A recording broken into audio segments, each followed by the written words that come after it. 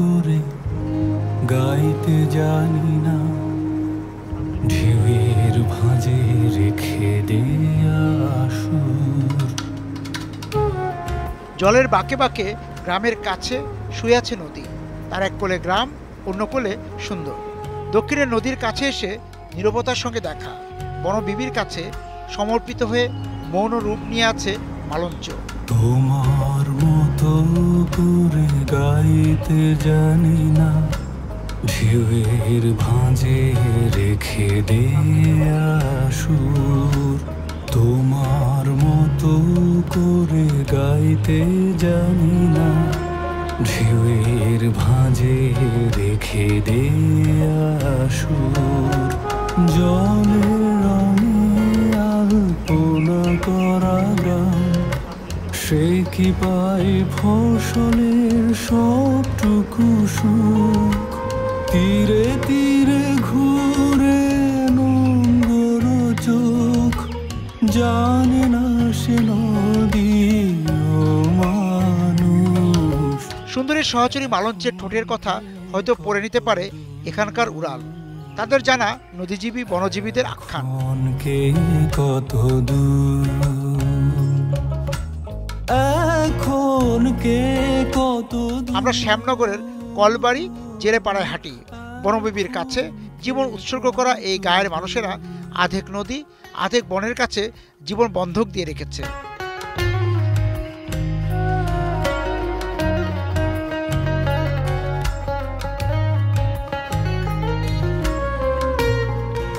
নদীতে যান, জঙ্গলে যান মাছ ধরতে। হ্যাঁ, তা মাছ ধরার সময়টা কখন? এই যে ভাটা ধরতে জোয়ারে চলে আসতে বাড়ি, ধর এখন জোয়ার, এখন চলে যাবো ভাটা লাগলে, আবার এই জোয়ার হলে আবার বাড়ি চলে আসবো। কেমন মাছ পান? ও মাছের কথা তো বলা যায় না। নদীতে হয়তো 10 কেজি হইলো, 15 কেজি হইলো, 8 মন হইলো, 1 মন হইলো, উপরওয়ালার ইচ্ছা তো যা দেবে তাই। আর এই যে মাছ ধরতে যান, সেগুলো তো ধরেন যে বাঘ আছে, নানা রকম পশু প্রাণী, তাদের সঙ্গে আপনাদের ও দেখা হয়। হ্যাঁ, দেখা হয়। কি হয় দেখা হওয়ার পর? দেখা হলে ওরা ওই ছোট চললি যাচ্ছে, হরিণ আসতেছে, বান্দর আসতেছে, পাখি পক্ষ বিভিন্ন রকম জীবজন্তুর মানে চলাফেরা করে বনের ভিতরে। বাঘ দেখেছেন আপনি? হ্যাঁ হ্যাঁ, বাঘ, কত বাঘ দেখলাম। কয়দিন থাকেন জঙ্গলে? 7 দিন। 7 দিন। আচ্ছা, 7 দিন। তো এখন কিরকম মাছ পাওয়া যায় 7 দিনে? এখন মাছ শাক বাবা খুব কমই গেছে, হয়তো 7 দিনে হয়তো 3000, 4000, 5000 হয়, 6000 হয়, 10,000 হতেও পারে। ঠিক নাই, ঠিক নেই। মাছ সবই বনবিবির ইচ্ছা। হ্যাঁ, ও আমরা ওই মার নাম করে চলি। মা এই যে জঙ্গলে গেলাম, বাঘ ভাল্লুক কত জীবজন্তুর আছে, কত বাধা বিভিন্ন পড়ে, মা তুমি দেখো তোমার নাম করিয়া স্মরণ করিয়ে চলে যাচ্ছি, তুমি দেখার মালিক তুমি।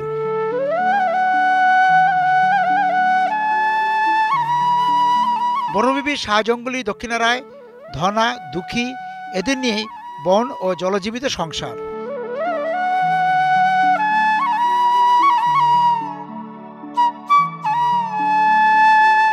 যে সময় দুঃখে যে সময় কেঁদো খালি ট্যাকে তুলি দিয়ে বলছিস কি দুঃখে কালকে লোক ছেড়ে বাড়ি যাবো, তা তুই কিছু কাট উড়াই নিয়ে যায়।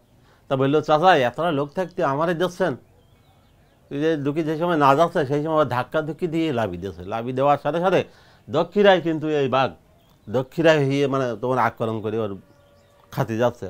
সেই সময় ওই দুঃখে যে সময় ওর মা বাড়িতে যায় সেই সময় দুঃখীরে স্মরণ করে যায় যে আমার মতন মা একজন জঙ্গলে আছে, তোর তুই খবদার বিবাদে ফলি মাকে স্মরণ করবি। এখন আপনারা নিয়মিত বনবিবির পুজো করেন তারপর থেকে? জি, সেখান থেকে আমরা এই বনবিবি পুজোটা সবসময় করি আর কি।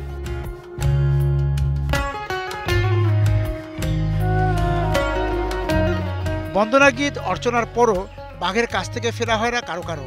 সুন্দরবনের সহচরী নদীতে মাছ ধরতে গিয়ে বা মধু সংগ্রহে জঙ্গলে না ফেরার নোনা জল, মালঞ্চ, চুনা, খোলপেটুয়ার তীরবর্তী গ্রাম পূর্ব ধানখালীর নারীদের চোখে।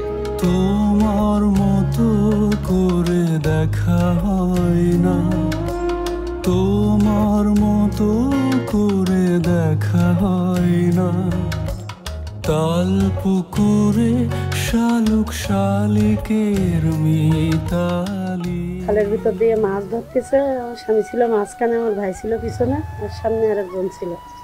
মাঝখান থেকে আমার স্বামীরে গালে করে উঠে নিয়ে চলে গেছে।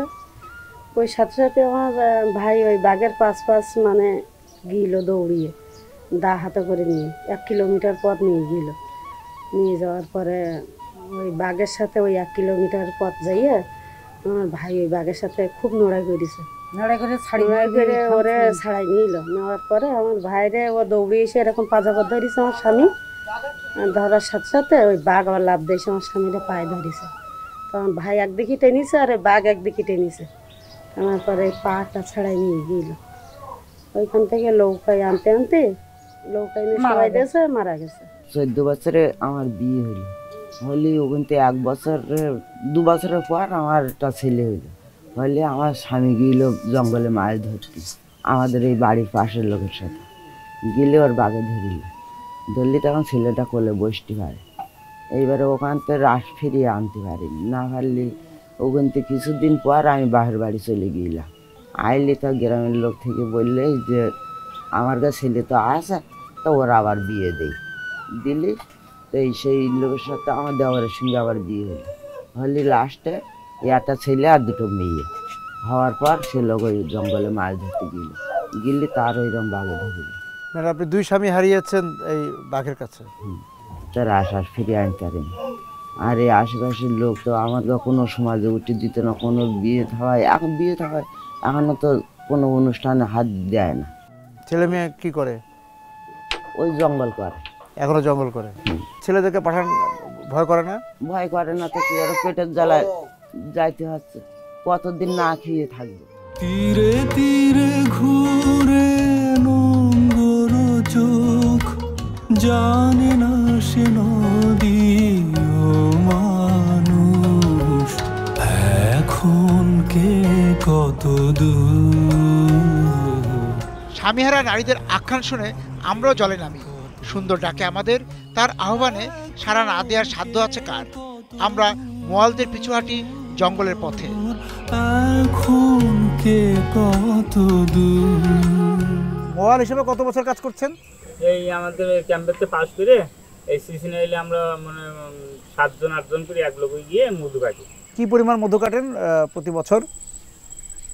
আল্লাহ যদি দেয় তো মনে হচ্ছে যেন 15 দিনই 15 ড্রাম হয়, আর যদি না হয় তো মনে করেন 15 দিনই 7 ড্রাম টন পাওয়া যায়, মানে 7 মন টন হয়। এটার জন্য এই 7 মন বা এই যে 10 ড্রামের জন্য কতগুলো চাক কাটতে হয় আপনাদের? ওটার তো কোনো হিসাব নেই, মনে করেন যদি চাক ভালো রকম পাই, বড় রকম চাক পাইতে 10 কেজি 15 কেজি পর্যন্ত মধু পাওয়া যায়। আর দেখা যায় যে এই স্বাভাবিক চাক পেলাম ছোট, এমনি 1 কেজি 1.5 কেজি পাই। দিন শেষে দেখা যায় যে যদি ভালো মৌ পাই তাহলে 8 মন 30 কেজি মৌ ডেলি কাটা যায়। এই যে সুন্দরবনে কাজ করতে আসেন, অনেক তো ভয় ভীতির ব্যাপার আছে, নানা রকম পশু পাখি আছে, এই আপনার অভিজ্ঞতাটা কি? জড়বস্তু তো এখন নেই জঙ্গলে, আর বাঘের কথা কি বলবো, এটা আল্লাহর ইচ্ছা, কপাল ঠুকে আসতে হয়। আর যদি বাঘ সামনে পড়ে তো আর কোনো রক্ষী নেই, আর যদি সামনাসামনি পুড়ি যায় তা তো ভালো, ঘাটা দিয়ে বল করা যায়, ভয়ভূত দেওয়া যায়, হাঁকা করি। আর মনে করেন যদি ওই যাচ্ছি যদি ওই পোলাই থাকে তার কোনো সুযোগ নেই, ওই পোলাই থাকলে মনে করেন একবারে শেষ।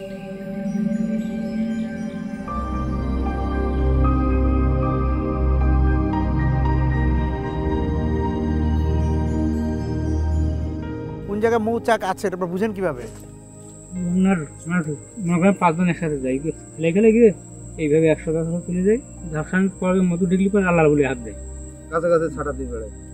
মনে করেন যেখানে বড় গাছ আছে সেখানে আমরা যাই, বড় গাছ আছে যান। আর আপনি বলছিলেন যে ওই যে মাছি উড়ে যাওয়ার সময় আপনারা খেয়াল করেন?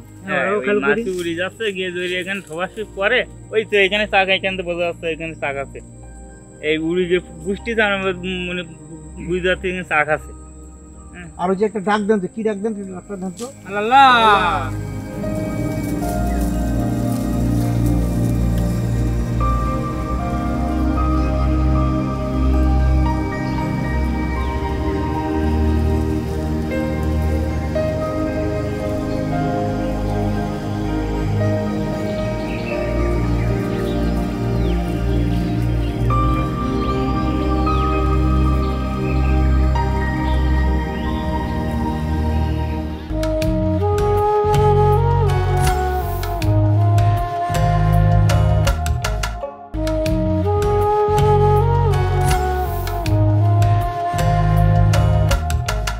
আখড়া বন্ধনা করে সরস্বতীকে স্মরণ করি, হায় রে আখড়া বন্ধন হবে জগনারী মদনে জমের লাগাল ভারী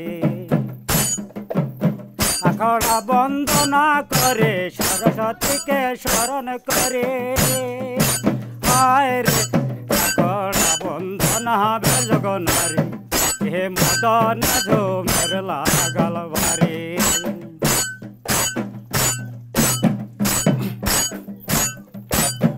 আখড়া বন্দনা করে সরস্বতীকে স্মরণ করে আয় রে আখড়া বন্দনা জগনারী হে মদন। তীরবর্তী মানুষ যাদের সঙ্গে জল ও জঙ্গলের নিবিড় কথোপকথন তাদের প্রধান একটি জনগোষ্ঠী মুন্ডা। এই নৃগোষ্ঠীর বৃহত্তর খুলনা অঞ্চলে আসা ভারতের ঝাড়খণ্ড থেকে। আয় রে আখড়া বন্দনা জগনারী হে মদন জোবের লাগাল ভারী। বহুত আগে আমাদের ওই যে রাঁচি জেলা আমাদের যে জনগোষ্ঠী আছে ওইখান থেকে আমাদের আদিবাসীদের উৎপাদন হয়েছে আর কি। এখন ওইখান থেকে আসার পরেই এই বাংলাদেশে আমরা প্রবেশ করি, এক এক করে আস্তে আস্তে প্রবেশ করা হয়। জীবিকাটা তো আপনার নদী আর সুন্দরবনের উপর নির্ভর। আগে আমরা জঙ্গলে যেতাম না, এখন আস্তে আস্তে আমরা জঙ্গলে যেতে শিখছি আর কি। তখন আপনাদের জীবিকা কি ছিল? তখন জীবিকা ছিল এই যে আমরা এই জমি জায়গা করতাম, ধান করতাম। তখন নদীতে মাছ ধরার সঙ্গে আপনারা জড়িত আছেন বা কাঁকড়া ধরা এগুলোর সঙ্গে? কাঁকড়া ধরা, মাছ ধরা আছি, জড়িত আছি। আপনাদের নিজেদের একটা ভাষা আছে, সেই ভাষাটা কি? সাদরি ভাষা। আচ্ছা, সেই ভাষায় কথা বলতে আপনাদের মধ্যে কথা হয় সেটা? আমাদের মধ্যে হয়। আচ্ছা, সেটা সংরক্ষণ করা হচ্ছে, কোনো লিখিত রূপ নাই তো? না, লিখিত নাই। আচ্ছা, ভাষাটা একটু বলতে পারেন? একটু বলেন তো দেখি। আপনি যখন জঙ্গলে যাইলা সেখান আমনিকে ডার লাগেলা, যখন আপনি প্রথমে যাইলা সেখান আমনিকে ডার লাগেলা, এখন যাতে যাতে আমনিকে ডার এখন কাট গেল। তোমার মতো করে দেখা হয় না। বংশ পরম্পরায় তাদের একটি অংশের বসবাস সুন্দরবনে বয়ে চলা নদীর তীরবর্তী গ্রামগুলোতে। দাঁতিনাখারি তেমন এক জনপদ। শালুক শালিকের মিতালি। দিদি, আপনারা এই গ্রামে, হ্যাঁ, এই সুন্দরবনের পাশে এই যে মালঞ্চ নদীর পাড়ে কত বছর যাবত আছেন? এখানে বাপ ঠাকুর দাদারা বাস করে 200 বছর থেকে তো বাস করে আসতেছে। ওরা বন জঙ্গল কেটে এখানে বসবাস করে এসেছে, তা নিজেদের আমাদের কোনো ভিটে বাড়ি কিছু নেই। কি কাজ করেন, মানে পেশা কি, মানে জীবনযাপন চলে কিভাবে, খাওয়া রোজগার হয় কিভাবে? ওই খুব কষ্টের পরে। কি রোজগার করেন? ওই ঘেরে ওই কোনোদিন কাজ হয়, কোনোদিন হয় না। আর এখন এই গাঙেতেই 3 মাস পাস বন্ধ, আবার 3 মাস ছেড়ে দেয়, তো সেরকম একটা মাছ কাঁকড়া কিছু হয় না। আপনি কি কাজ করেন? আমি জাল টানি আর ছেলাবাসি। আর আপনার স্বামী? ওই ভ্যান ট্যান চালায়, ও গাঙে একটু মাছ কাঁকড়া মারে। জঙ্গলের সাথে আপনাদের কোনো সম্পর্ক নাই সুন্দরবনের সাথে? হ্যাঁ, এখন আছে, আগে অতটা ছিল না, কিন্তু এখন সুন্দরবনের সাথে খুব সম্পর্ক। এখন মধু, মাছ, কাঁকড়া এইসব দিয়ে মানে আমাদের সংসার জীবন যাপন। মানে আপনাদের গ্রামের লোকজন বা আপনাদের স্বামীরা এই মধুর জন্য সুন্দরবনে যায়? হ্যাঁ। কিন্তু আপনাদের গ্রামে দেখলাম যে অনেক এই যে ভেড়া, পাঠা, এই যে আছে, বিভিন্ন রকম প্রজেক্ট আছে, হ্যাঁ, এনজিও, সেগুলি কীরকম? সেগুলিতে আপনারা কীভাবে আছেন জড়িত? ওগুলোতে আসি, এমনি সমুদ্রের মাধ্যমেও আসি, আর এমনিও এসে আমাদের সাহায্য সহযোগ করে। কি লাভ হয়, মানে কোনো লাভ হচ্ছে আপনাদের, মানে রোজগার বাড়লো? রোজগার ওই কিছু ওই রকম, তারা কিছু যদি ওই জায়গাতে না আসে তো সারা জীবনের টাকা পয়সা দিলে কি ওতে হবে? ছেলে মেয়েদের যদি কাজ কাম এইসব যদি না হয়, তা আমরা তো ওরম দিলেও তো আমরা মানুষ হতে পারবো না। কিন্তু আপনাদের ছেলেমেয়েরাও কি এই মৌয়াল বা জেলে দিকে আসছে, নাকি তারা পড়াশোনার দিকে গেল? পড়াশোনার দিকে আছে এখন ওরা, আমরা তো কিছু জানি না। তো এখন ওরা যেন এই রিক্সের ভিতরে না থাকে, তার জন্য তো ওদের একটু লেখাপড়া শিখেছে। তোমার মতো করে বলা হয় না, খুই মুড়ি আর দাঁড়িয়া বাঁধা, হারিয়ে চৈত্রের বিলকাদা, শহরের হাওয়া সুখ তীরে। দাঁতিনাখালী গ্রামের মুন্ডা কিশোর কিশোরীদের চোখে মুখে অহংয়ের ঝিলিক। কেন? জানা গেল তাদের মেয়ে সাথী মন্ডা জাতীয় দলের হয়ে ফুটবল খেলছে। নদীপাড়ের গ্রাম বুড়িগোয়ালিনীর এক তরুণ সুন্দরবনের তীরবর্তী গ্রামের কিশোর কিশোরীদের চোখে স্বপ্নের ফুল ফোটাচ্ছেন। দাঁতিনাখালী থেকে মন ছুটে চলল সেই বুড়িগোয়ালিনী গ্রামে। আকাশে মেঘ করেছে, বৃষ্টি পড়ছে ফোঁটা ফোঁটা। ঝুম বৃষ্টি কি নামবে? মেঘও ধৈর্য জানে, দুরন্তদের সঙ্গ পাওয়ার সুযোগ করে দেয়। এখন কে কত দূর, এখন কে কত দূর। এখান থেকে অনেক খেলোয়াড় ঢাকাতে এবং বিভিন্ন জাতীয় পর্যায়ে খেলে আমাদের এলাকার সুনাম অর্জন করতে পারে, এজন্য আমার চেষ্টা ছিল। চেষ্টা এখন সফলতায়। এখন প্রথমে ছেলেদের বয়সভিত্তিক দলে আব্দুর রহমান, সে গোলকিপার হিসেবে ভুটানে গিয়েছিল। ভুটান থেকে ওরা রানার আপ হয় এবং তারপরে সাথী মুন্ডা যে এই বর্তমান যে যে চ্যাম্পিয়ন হলো নেপালে গিয়ে, সাথী মুন্ডা এই মাঠ থেকে সে প্রশিক্ষণ নিয়ে 2022 সালে ওগুলো বিকেএসপিতে চান্স পায়। আর এখন যে সাথী মণ্ডলের পর আর কোনো মেয়ে কি? হ্যাঁ, সাথী মুন্ডার পরে আটসারিতে একজন একটা মেয়ে আছে খাদিজা খাতুন। ফুটবলে আছে মনে করেন 6 জন আছে বিকেএসপিতে। আমাদের এখান থেকে ষষ্ঠী মুন্ডা টুন্ডা আছে অনেকে, আর অনেক কয়রার থেকে এখানে এসে আমার এখানে প্রশিক্ষণ নিয়ে তারা এখন বিকেএসপিতে খেলে। আর যে বিভাগীয় পর্যায়ে কেউ খেলছে? বিভাগীয় খেলছে অঞ্জনা মুন্ডা আছে, লিমা আছে। কোন পজিশনে খেলো তুমি? Midfield, right. মিডফিল্ডে অ্যাসিস্ট করো? মানে তোমার অ্যাসিস্টে গোল হয়েছে কয়টা? গোল হয়েছে 2টা 3টা। গোল করেছো কয়টা এই পর্যন্ত? করছি এরকম 10-20টা, এরকম 10-20টা গোল করে ফেলেছো। যখন ফুটবল প্রথম খেলতো তখন কি এই পরিবার থেকে বা গ্রাম থেকে বাধা দিত? হ্যাঁ, বলতো যে মেয়ে মানুষ খেলা কেন করবে, সমাজ তো বলবেই, তাই না? এখন সমাজ কি বলে? এখন ওরা আরো উৎসাহ দেয়। এখন আরো উৎসাহ দেয়।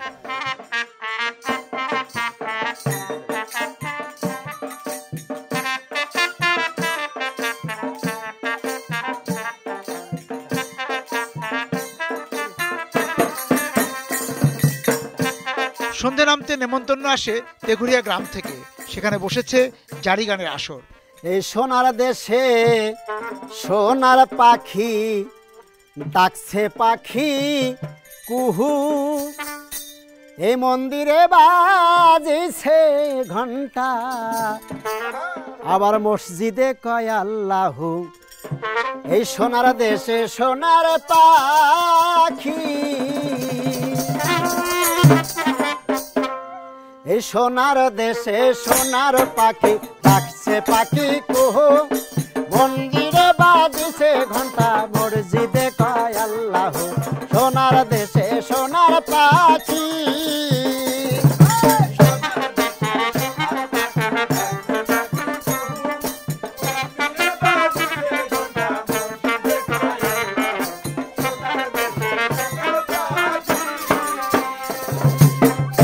সোনার ফসল ফলে মাঠে মাঠে, ওই সৌদা করতে যাও না হাটে। সোনার ফসল ফলে মাঠে মাঠে,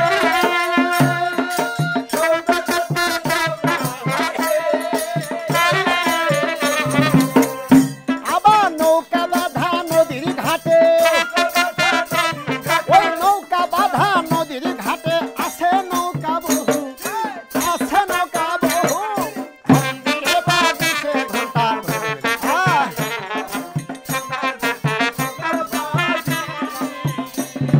সোনার দেশে সোনার পাখি ডাকছে পাখি কুহু,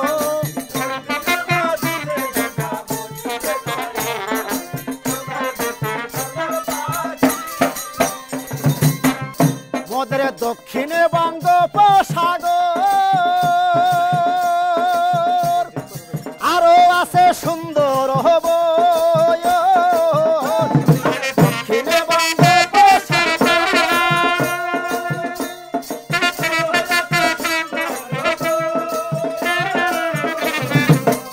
মোদের দক্ষিণে বঙ্গোপসাগর,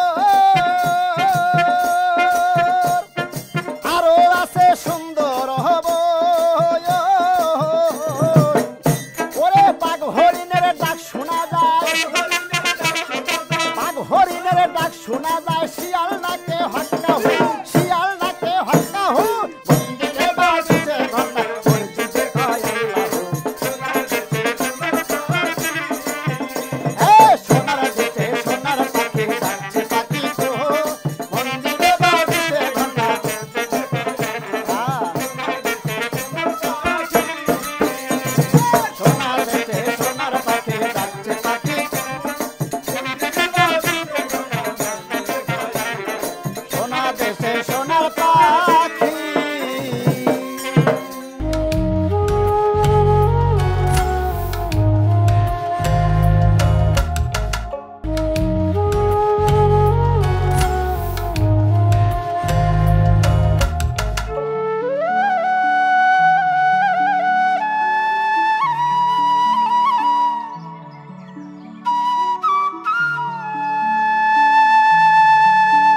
কালিন্দী, কাকশিয়ালী ও ইছামতি যেখানে পরস্পরের মুখোমুখি, সেই বসন্তপুর এখনও রাজা প্রতাপাদিত্য ও বসন্ত রায়ের সময়কালের সমৃদ্ধ জনপদের স্মৃতিঘর হয়ে আছে।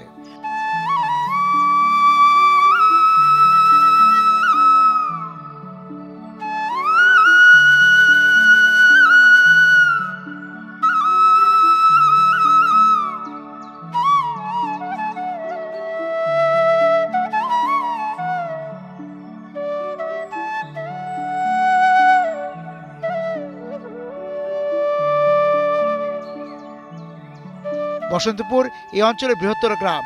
এখানে বিচিত্র জীবিকার মানুষের সঙ্গে দেখা হয় আমাদের। শুরুতে কাঁকড়া ব্যবসায়ের কথাই বলি।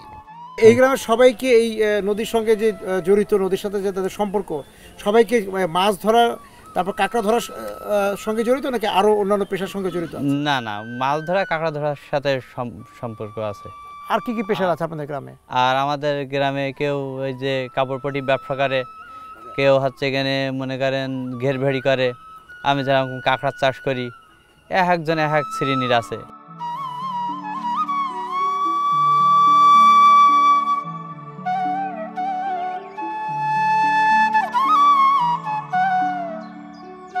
গ্রামের পুকুর উঠোন ঘুরে ফরিদা ও ইসরাফিলের বাড়ির অন্দরে চলে আসি। ওরা দুজনে মিলে তখন ইফতার তৈরি করছিল। ওদের সংসারের প্রেমজ সৌরভ চুম্বক হয়ে আমাদেরও টানে। এই নদীর সঙ্গে আপনার জীবন, হ্যাঁ, কি করেন আপনার নদীতে? আমি নদীতে মাছ ধরি, ছাটিয়ে ডেনু, বাগদার, পোনা, বাচ্চা যেগুলো বলে। এই গ্রামের সবাই এই নদীর সঙ্গে মাছ ধরার সঙ্গে? হ্যাঁ, এই গ্রামের সবাই নদীর সাথে যুক্ত। আপনি কি অন্য কোনো কাজ করেন, এই যে মাছ ধরার কোনো সাহায্য করেন? ওই যে নদীতে যাই সেই সময় আমি ধারে যেয়ে হলো মাছ খুঁটে গুনে দেই। আপনার তো বাবার বাড়ি কোন গ্রামে? নলতা। নলতা আর এই যে এই বসন্তপুর, এই দুটার মধ্যে তফাৎ কি? নলতা হলো ওখানে গ্রামের ভিতরে থাকতে হয়, কোনো মানে রাস্তার পাশে ঝামেলা, আর এখানে অনেক পরিবেশ ভালো। নদীর পারে? হ্যাঁ। নলতাকে নদী নাই? না, নলতা সাইডে তো কোনো নদী নাই। তো নদীর পাশে যে গ্রাম, সেই গ্রাম সুন্দর থাকে। হ্যাঁ, ভালো লাগে। তোমার মতো করে দেখা হয় না, তোমার মতো করে দেখা হয় না, তাল পুকুরে শালুক শালিকের মিতালি। বসন্তপুর গ্রাম একসময় মুখর থাকতো চরকা ও তাঁতের ঐকতানে। সেই সুর কেটে গেছে। গামছা, লুঙ্গি ও মশারি তৈরির এই গ্রামে এখনও তাঁতের ধ্বনি ভাসিয়ে রেখেছেন তাঁতি আমিরুল। তিনিই যেন শেষ কারিগর। কামার কুমার দুয়ে হিসেব জানে না, ভিটে থেকে সজনে। এই যে বসন্তপুর গ্রাম একসময় তাঁতেদের গ্রাম ছিল, এখানে লুঙ্গি আর গামছা তৈরি হতো।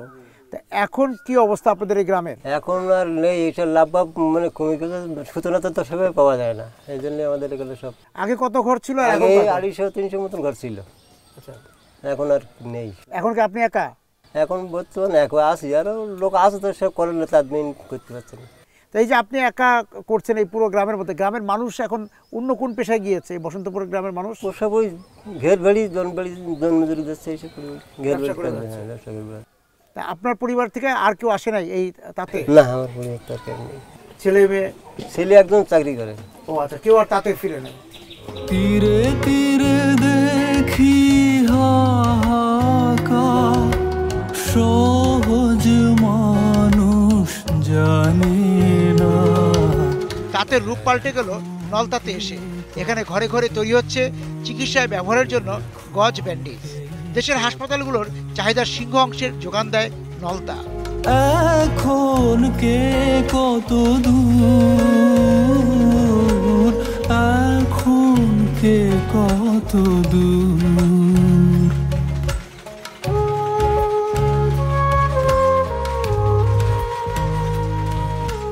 এই যে গজ ব্যান্ডেজ কতদিন যাবত করছেন? তা 15-16 বছর হয়েছে। তার আগে কি করতেন? তার আগে মশারি বুনতাম, গামছা বুনতাম। আমার বাপ দাদারা তো মশারি করতো, আর ওই যে বান্দি পোতা বলতে লেপের যে ওই এটা আর কি কভার। মশারিটা এই যে নেটের মশুর আইছে না, এইটি আসার কারণে আমাদের এইটি চলে না। তারপরে গামছা গামছা এখন তো খুব একটা কোনো জায়গায় নেই। এখন এই ব্যান্ডেজে আমাদের একটু লাভ হয়, একটু বুনতি সহজ। যখন এই হ্যান্ডলুম হইলো তখন মনে করেন যে কাজটা এই সাইডে চলে আসলো। আমাদের এলাকায় হ্যান্ডলুমগুলো আছে এরকম আনুমানিক 700-800 হবে। পুরো বাংলাদেশ পুরোটাই সীমিত অন্য অন্য দিক থেকে যায়, কিন্তু বড় অংশটা এখান থেকে যায়। বড় অংশ এখান থেকে। আর বিদেশে যায় নাকি না শুধু বাংলাদেশে? বিদেশে এটা যায় কিনা বলতে পারবো না।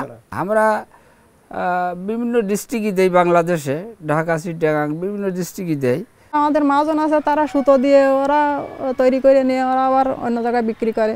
আর তাঁতকার? তাঁত আমার। কত ভাগ মহাজন নেয় আর কত ভাগ আপনার থাকে? মহাজনের বেশিরভাগ মহাজন নেয়, আমাদের অল্প সীমিত দেয়। যেমন যেমন একটা কাপড়ে ওরা হয়তো একটা কাপড়ে 100 টাকা বিক্রি করলো, আমাদের 20 টাকা দিল। 80 টাকা মহাজনের। 80 টাকা যে নিয়ে যায় এটা ঠিক আছে, ন্যায্য? কি মনে আপনার কাছে?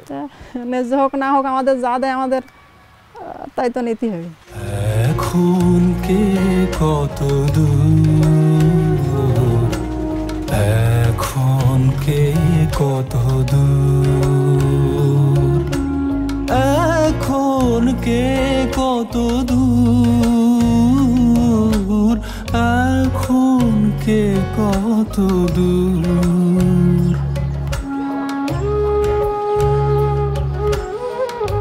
বুধবার হাটবার কপোতাক্ষ তীরবর্তী পাটকেল ঘাটায় হাটের কলরব কানে ভাসে। হাটের বিস্তার বেড়েছে, কিন্তু শূন্যের কোঠায় ঠেকেছে নদী নির্ভরতা। কপোতাক্ষকে অবলম্বন করে যে হাটের জন্ম, সে হাটে ক্রেতা বিক্রেতা কেউ আর আসে না নদীপথে। নদী শুকিয়েছে, কমেছে হাটের জৌলুস। এই হাটটা কত দিনের পুরনো? বহুদিনের। আপনি কত বছর যাবত কাজ করেন এখানে? প্রায় আপনার 26-27 বছর। শুধু এই যে জালের ব্যবসায়ী, তো এই যে জালের ব্যবসা যে করেন 26-27 বছর যাবত, কি পরিবর্তন দেখলেন? এই যে যারা মাছ ধরে জেলেদের সবকিছু এই বাজারের? এর আগে একটু উন্নত ছিল, এখন আবার তো লাভ কম। ব্যবসা উন্নত বলতে মানে আগে কি জাল চলতো, এখন কি জাল চলে? এই জাল চলতো, এখনো চলে, কিন্তু আগে বেশি ছিল। কেন? কারণ তখন ওই খাল বিলে আড়া ছিল, গেট ছিল না। তখন মনে করেন 10 জনে যার খুশি সে মাছ পাচ্ছে। এখন সবাই পারে না, যার গেট সেটি ছাড়া মাছ পাচ্ছে। আর আগে কপোতাক্ষ বিশাল বড় ছিল, এখন বড় নেই, এখন মাছ শাক হয় না।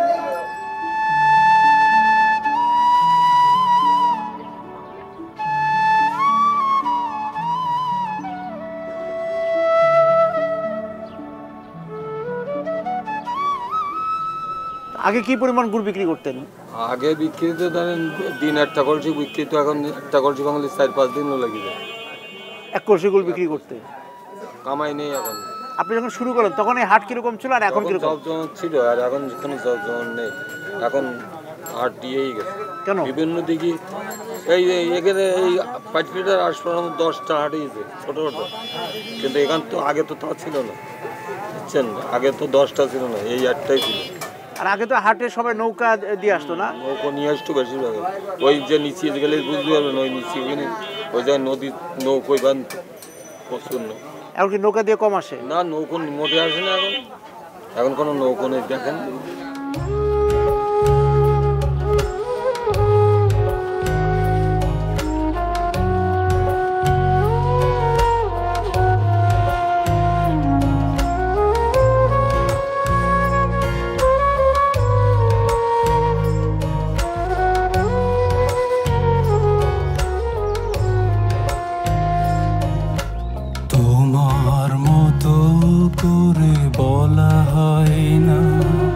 তীরবর্তী জীবিকা যে বিলুপ্তির সড়ক ধরেছে, সেখানে মৃৎশিল্প প্রথম সারিতে।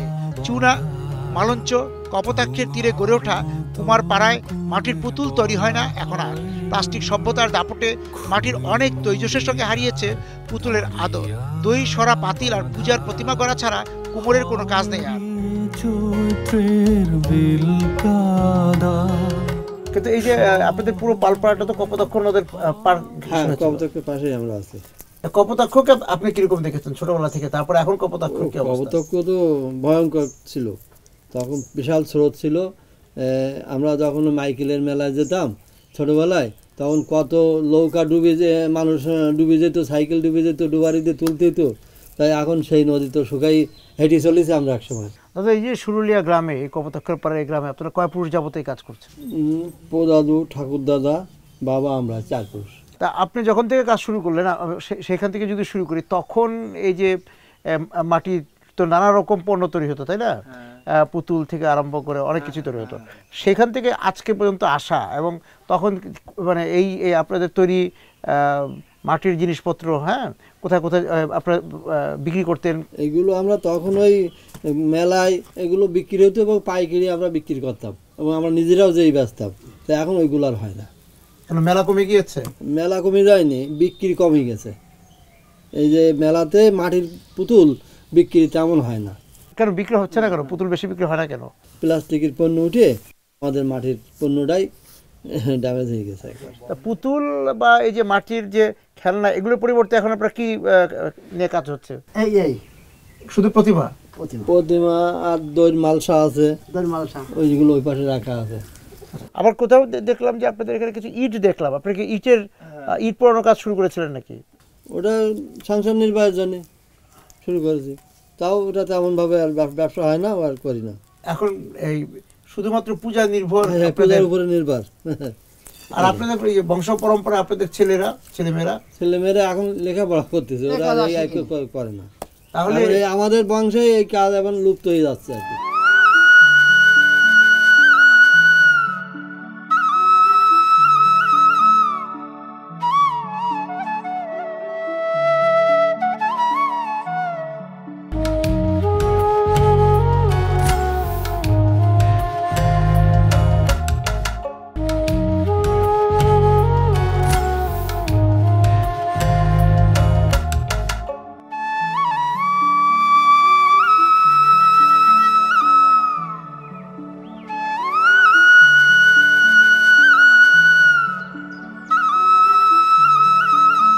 কপোতাক্ষের সঙ্গে যখন প্রথম পরিচয় হয়েছিল, তখন তার মাঝে যে তারুণ্যের উচ্ছলতা ছিল, এখন সেখানে ভাটা।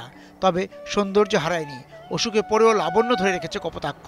তবে এই নদীর জল ঘিরে যাদের জীবিকা ছিল, কপোতাক্ষ এখন আর তাদের অন্যের যোগান দিতে পারছে না।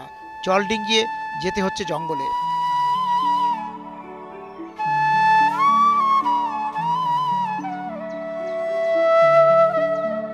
বিভিন্ন ধরনের মাছ ছিল, সেসব মাছ তো এখন নাই।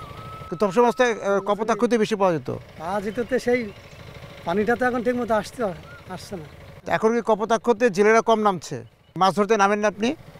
আমি নামি, তা ওই সমুদ্রে নামি, এখানে নামি না, যেহেতু মাছ নাই। কপোতাক্ষের উপর আপনারা এখন আর ভরসা করেন না? না।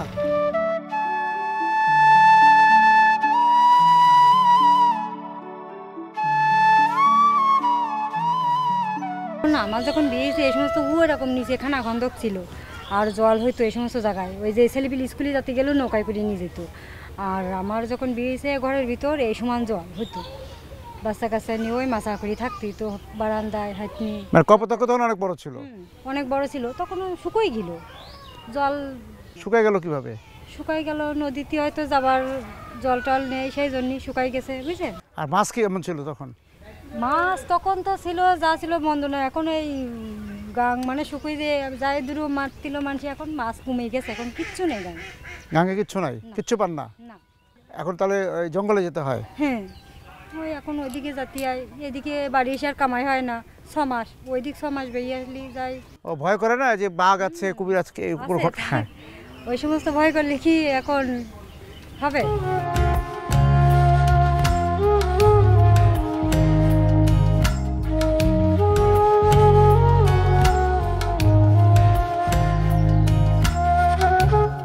কপোতাক্ষের জলের পথ ভুলে গেছে মাছ। এর দুই কূলে যে পলির স্বর জমেছে, সেই জমির উদারতায় মুগ্ধ জনপদের মানুষ। ধান ছাড়াও 3 ফসলে ভরে থাকে কপোতাক্ষের 2 কূল। তোমার মতো করে গাইতে জানি না।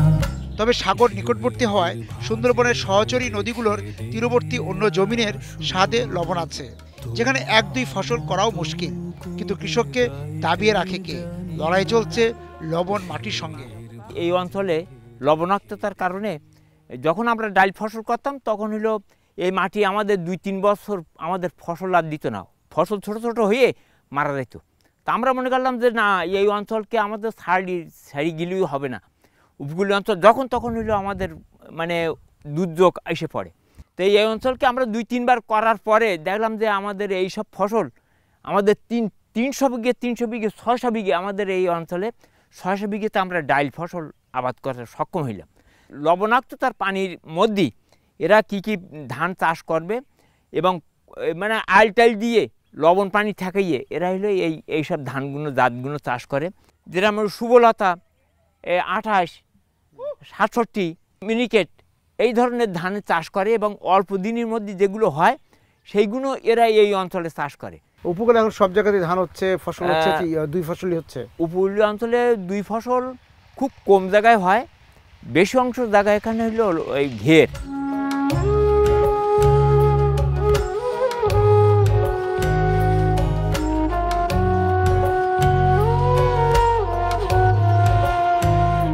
জনপদের 3 কূলে জল থাকলেও তৃষ্ণা মেটাবে এমন জলের অভাব তীরবর্তী গ্রামগুলোতে। নদী ছাড়াও গ্রামের জলাশয়ের জলও নিরাপদ নয়, তবু সেই জলেই চলে রান্নার আয়োজন। পানির কি সমস্যা আপনাদের? পানির সমস্যা হয়, পানি নষ্ট হয়ে যায়, এই সময় খাতে পারি নে। পুকুরের পানি আপনারা খান না? পুকুরের পানি দিয়ে কী করেন? এই যে পুকুরের পানি দিয়ে আপনারা কী করেন? এই পুকুরের পানি দিয়ে রান্না করি, আবার গোসলও করি, সব করি আমরা। আর ওই দিকে একটু ফিল্টার আছে, সে মেলা ধূপ, ও যাইতে কষ্ট করে আনতে। পুকুরের পানি দিয়ে রান্না করেন, তাতে পেটের সমস্যা হয় না? হ্যাঁ সমস্যা হয় বলতে তো, স্যালাইন খাইতে হয়, বড়ি খাইতে হয়। তীরে তীরে ঘুরে নোংর চোখ, জানে না সে নদী ও মানুষ। কারো কারো পানীয় জলের ভরসাও এতো জলাশয়। নদীর দেশে পানির জলের যে বাজার গড়ে উঠেছে, সেখান থেকে জল কেনার মুরদ নেই জনপদের 15 আনা মানুষেরই। আমাদের তো লবণ এলাকা, এখন ওই পুষ্করের পানি ছাড়া কোনো উপায় নেই। যে পানি নিয়ে যাচ্ছে সবাই, সব রান্নার জন্য, থালাবাটি ধোয়ার জন্য। এই সময় এসে পুষ্করের পানি শুকায় যায়। পুষ্করের পানি আপনার সামনে দেখেন পানি নষ্ট। যে পানি যদি সাপ্লাই পানিগুলো আসে, এগুলো আমাদের কিনে খাতে হয়। 20 লিটার পানি 15 টাকা, ভ্যান খরচ 5 টাকা, পানি খরচ 10 টাকা, এই 15 টাকার বাড়ি বাড়ি দিয়ে যায়। অনেক গরিব মানুষ আছে, এমনও গরিব মানুষ আছে যে তারা কিনে খাতেই পারে না। এখন যার দ্রব্যমূল্যের যা দাম, এটা খাওয়াও জোটে না, তাতে করে তাদের বাচ্চা কাছে নিয়ে খুবই কষ্ট। পানি খাবে কিভাবে? তো পানি খাবে তীরে তীরে দেখি হাহাকার, সহজ মানুষ জানে না। তীরবর্তী গ্রাম জল জঙ্গলের বিকল্প খুঁজছে। জীবিকার জন্য অন্য পেশা খোঁজার প্রস্তুতি চলছে বীজতলা থেকেই। এখন কে কত দূর, এখন কে কত দূর। এখানে এবার সবাই এই বেদে বের করো, সবাই বলো গ্র্যান্ডফাদার মানে বলো দাদা, দাদা মানে আমাদের দাদু। শুধু কি এই পাড়াতেই পড়া না আরো অন্য কোনো পাড়াতে? এটা মানে প্রত্যেক ওয়ার্ডে। কিরকম আপনার ছাত্রছাত্রীরা কিরকম? ভালো। পরাণ পাখি উড়ি উড়ি দিবে আকাশ পাড়ি, ধুলার মাঝে থাকবে পড়ে দম ফুরানো।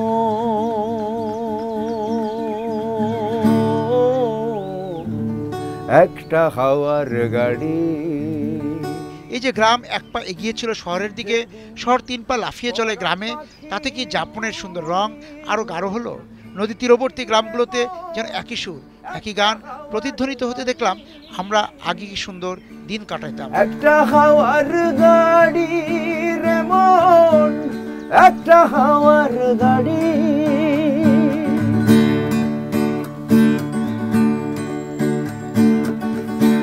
এক পলকে নিভে যাবে 2 নয়নের আলো,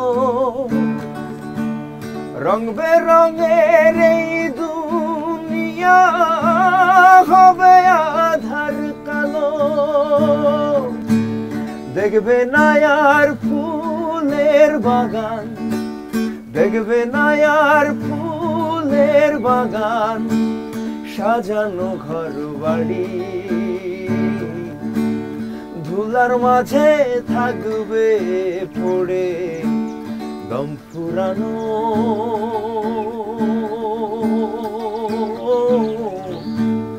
একটা খাওয়ার গাড়ি। বাহ সুন্দর। এই যে কপোতাক্ষ নদীর পার, এই যে গ্রাম, হ্যাঁ গ্রামের কাছে শহর চলে আসছে, শহর এবং গ্রামের যে জীবনযাপনের যে মিশ্রণ ঘটেছে সেইটা আপনারা কিভাবে দেখছেন? আগে আমাদের গ্রামে লম্ফ দেখতাম, মানে এক ধরনের বিভিন্ন জায়গায় বিভিন্ন নাম, যেমন কেউ টেমি বলতো, কেউ লম্ফ বলতো, এমন কিছু, হ্যাঁ বাতি, হারিকেন এমন প্রচলিত ছিল। তো সেইগুলো তো এখন আর দেখা যায় না, সব কিছু এখন ডিজিটালাইজ হয়ে যাচ্ছে, যেমন অনলাইন প্ল্যাটফর্ম অনেক ডিজিটাল হয়ে সেই গ্রামের সেই মানে প্রেক্ষাপট বা গ্রামের সেই দৃশ্যপটগুলো এখন আর দেখা যায় না। যেমন মেঠো পথ এখনও আছে, মেঠো পথ, বাট আগে যেভাবে ছিল ওইভাবে নাই। মানুষের সাথে মানুষের সম্পর্কগুলো, তাতে কি কোনো পরিবর্তন দেখতে পান? যুগের সাথে সময়ের পরিবর্তন।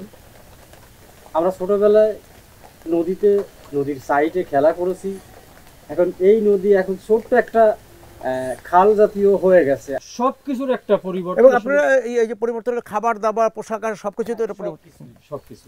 এখানে যে লোকসঙ্গীত ছিল, লোকসঙ্গীত থেকে এই যে গ্রামের লোকসঙ্গীত থেকে যে ব্যান্ডে আসলেন, ভাইয়া এইখানে যদি আপনি আমাকে ব্যক্তিগতভাবে বলেন তাহলে আমার মতামত হচ্ছে আসলে লোকসঙ্গীত ব্যান্ড আলাদা করে, হ্যাঁ ফরম্যাট অবশ্যই, যেমন রবীন্দ্রসঙ্গীত, নজরুল সঙ্গীত যেমন এইভাবে, কিন্তু সব কিছু একটা সঙ্গীতের আওতায়, সবই আলটিমেটলি এক জায়গায় নিয়ে গেলে সঙ্গীত। তো যে যেটা ভালোবাসবে, যে যেটা ভালো লাগে সেটা করবে। ঘাটলা বা নদীর ঘাটলা, তার পাশে এই যে বৃষ্টি হচ্ছে, আষাঢ় শ্রাবণ মাস বা বৈশাখের ঝড়, এগুলি তো এখন আর ওইভাবে কাছে আসে না, কমে গেছে সবই। মানে আগে আমরা ছোটোবেলাতে যখন আমরা খুব প্রচুর ক্রিকেট খেলতাম, তো আমাদের ছোট ছোট মাঠ পাইতাম আমরা, কিন্তু এখন ছোট মাঠ না, এখন মাঠই নাই। দিন শেষে বিকালে বা সন্ধ্যায় একটা সুন্দর একটা মজা হইতো, কেউ 5 জন বসতো, কেউ একটু দলবদ্ধ হয়ে মজা হইতো, গান বাজনা হইতো, বা যে যার মতো সবাই মিলে তাদের গল্প বলে বাসায় ফিরতো। আসলে আমরা এখন এতটাই ব্যস্ততা যে ওই সময়টা আর ওই একসঙ্গে হওয়া মিলটা নাই, আর এখন সবাই ব্যস্ত। আগে কি সুন্দর দিন কাটাইতাম আমরা, আগে কি সুন্দর দিন কাটাইতাম। গ্রামের নওজোয়ান হিন্দু মুসলমান, গ্রামের নওজোয়ান হিন্দু মুসলমান, মিলিয়া বাউলা গানার মুর্শিদি গাইতাম আমরা, মিলিয়া বাউলা গানার মুর্শিদি গাইতাম। আগে কি সুন্দর দিন কাটাইতাম আমরা, আগে কি সুন্দর দিন কাটাইতাম, আগে কি সুন্দর দিন কাটাইতাম আমরা, আগে কি সুন্দর দিন কাটাইতাম।